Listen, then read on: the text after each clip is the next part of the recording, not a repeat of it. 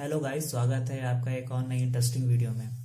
Class 10th NCERT book से chapter number 4 करने वाले हैं। ठीक है, carbon and its compound, carbon और उसके यौगिक।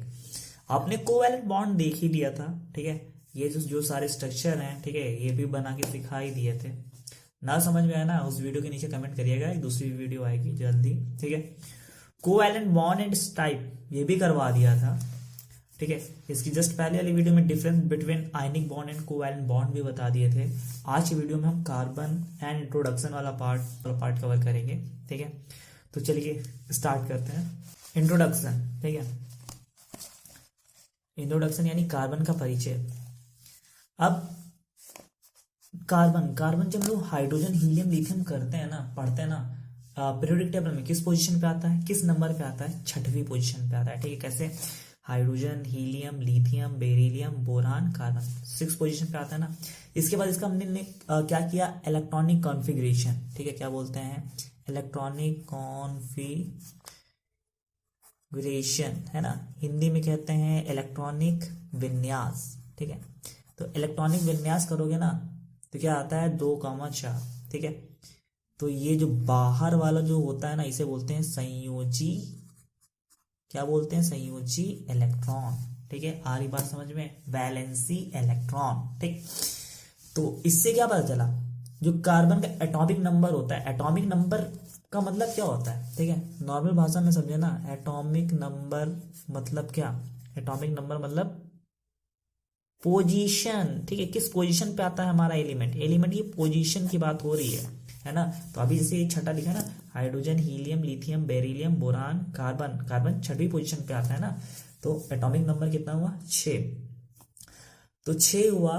तो इससे क्या क्या पता चला? इससे ये पता चला कि कार्बन के पास 6 इलेक्ट्रॉन होंगे और 6 ही प्रोटॉन होंगे। ठीक है, जितने इलेक्ट्रॉन होते हैं दरअसल उतने ही प्रोटॉन होते हैं, और उतने ही क्या होते हैं? न्यूट्रॉन होते हैं। ठीक है, आ रही बात समझ में? तो कार्बन पास कितने इलेक्ट्रॉन हो गए? 6। ठीक, 6वीं पोजीशन है, तो इसका मतलब क्या पता चला?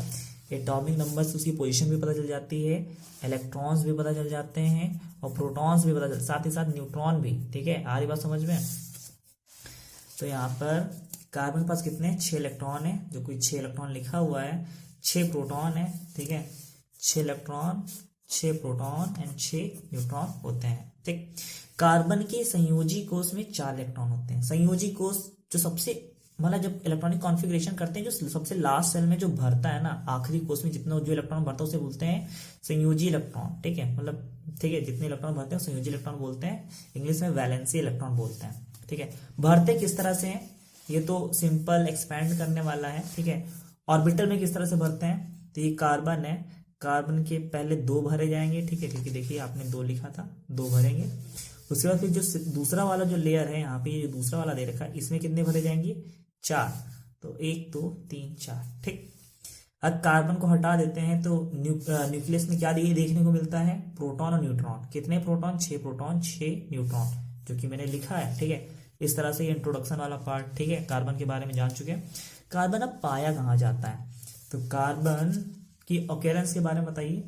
तो लगभग ऑलमोस्ट ऑल फ्यूल्स में, जितने भी फ्यूल होते हैं, जितने भी ईंधन होते हैं, ईंधन, आपके घर में जो सिलेंडर होती है उसमें ब्यूटेन गैस होती है। कौन सी गैस होती है? ब्यूटेन, यानी C4H10 करके, यानी ये ब्यूटेन गैस होती है। ठीक है, और जैसे कि ठीक है, जितना भी ईंधन है सब में ऑलमोस्ट वर्ड लगा है, लगभग वर्ड लगा है। इसका मतलब क्या?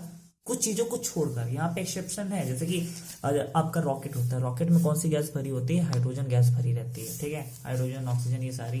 ठीक है, तो वहां पर ये नहीं है कार्बन वहां पे मौजूद, लेकिन जितने भी है ना, चाहे आपके घर में हो, पेट्रोल में हो, ठीक है, उन सब में क्या होती है? डीजल हो, ठीक है, आपका क्या बोलते हैं, केरोसिन ऑयल हो, सब में कार्बन मौजूद है। ठीक है, अर्थ क्रस्ट में, अर्थ क्रस्ट यानी पृथ्वी की जो सतह है, लेयर है ना, उस पर भी मौजूद है। किस आना कितना परसेंट, ये डेटा याद रखना है। ठीक है, क्लास 10th में अगर आप हैं तो आपकी बुक में दे रखा है 0.02% मिनरल फॉर्म में। ठीक है, खनिज के रूप में मिलता है 0.02%। याद रखिएगा। किस फॉर्म में भी पूछा जाता है, किस रूप में बोला जाता है, तो मिनरल फॉर्म में बताना है, खनिज के रूप में बताना है, ठीक है। एटमॉस्फेयर की बात कर लेते हैं। एटमॉस्फेयर में किस रूप में पाया जाता है, तो एटमॉस्फेयर यानी वातावरण में 0.03% in the form of CO2। किस फॉर्म में पाया जाता है, CO2 के रूप में पाया जाता है। यानी जो हम लोग गैस लेते हैं ना, सॉरी गैस छोड़ते हैं, कौन सी गैस लेते हैं, ऑक्सीजन लेते हैं, है ना। एक ह्यूमन बॉडी में कौन सी गैस ली जाती है, सांस के रूप में O2, और छोटी कौन सी जाती है, CO2। इनहेल O2 करते हो, एक्सहेल CO2 करते हो, सेम वही। तो CO2 जो लेते हो वो एटमॉस्फेयर में कितने परसेंट मौजूद है, तो 0.03% एग्जैक्ट डेटा रटा होना चाहिए, ठीक है। आ रही बात समझ में। इट इज और कहाँ मौजूद होता है, ठीक है। ऑकरेंस बतानी कहाँ पाया जाता है, ठीक है। ये पॉइंट याद होने चाहिए, पूछा जाता है इंट्रोडक्शन वाले पार्ट में। तो it is present all animal, सभी जानवरों में मौजूद है, एंड प्लांट, सभी पौधों में भी मौजूद है, इन द फॉर्म ऑफ, अब किस रूप में मौजूद है, कार्बोहाइड्रेट्स।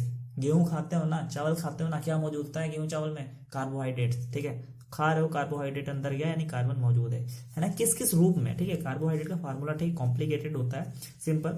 फैट्स, फैट्स यानी जितना ऑयल होता है, घी है ना, मक्खन, इन सब में फैट्स भी पाया जाता है। प्रोटीन्स, जितनी तो आपके पल्सेस हो गई, अरहर की दाल, उड़द की दाल, इन सब में प्रोटीन्स पाया जाता है, ठीक है। तो आपको बात समझ में आ गया ना कि कार्बन, ठीक है, कार्बन क्या है, छठी पोजीशन पे आता है, संयोजी कोष में 4 इलेक्ट्रॉन होते हैं, और इसके पास होते क्या क्या है, तो 6 इलेक्ट्रॉन, 6 प्रोटॉन, 6 न्यूट्रॉन, जिसको खास बनाते हैं इसको, ठीक है।